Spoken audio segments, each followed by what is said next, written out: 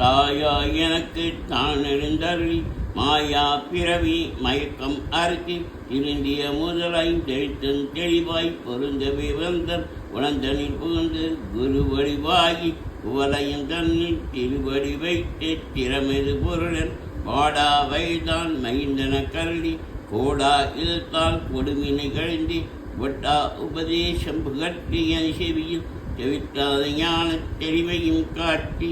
ஐம்புலன் தன்னை அளக்கும் உபாயம் இன்புறு கருணையின் இனிதன கரளி கருவிகள் அழங்கும் கருத்தினை அறிவித்து இறைவனை தன்னை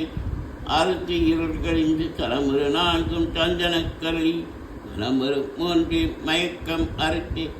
80 வாயில் ஒரு மந்திரத்தால் ஐம்புல கதவை அழைப்பதும் காட்டி ஆராதார தங்குஷ நிலை ஏறா நீழ்த்தி பேச்சுரை அறுத்து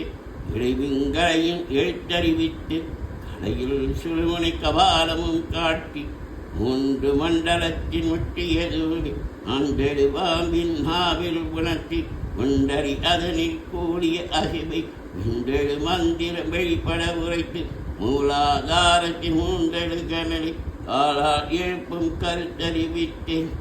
அமுத நிலையும் ஆதித்தல் இயக்கமும் குமுத சகாய் குணத்தையும் கூறி இடைச்சக்கரத்தில் ஈரட்ட நிலையும் குலச்சக்கரத்தில் உறுப்பையும் காட்டி சண்முக சோழம் சர்முக சூஷம் என்முகமாக இனிதன கருடி உரியட்ட காயம் புலப்பட இறக்க தெரியட்ட நிலையில் தெரிசனப்படுத்தி கருத்தினை கவால வாயில் காட்டி இருத்தி முத்தே இனதன கருளி என்னை அறிவித்திறக்கருளை செய்து உன்னை வினையின் முதலை கழிந்து வாக்கும் மனமும் எல்லா மனமுனையும் தேக்கிய என்ற சிந்தையை தெரிவித்து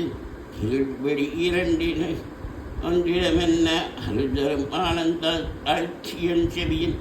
எல்லை இல்லா ஆனந்தம் அழித்து அல்லல் களைந்தே அருள்வழிகாட்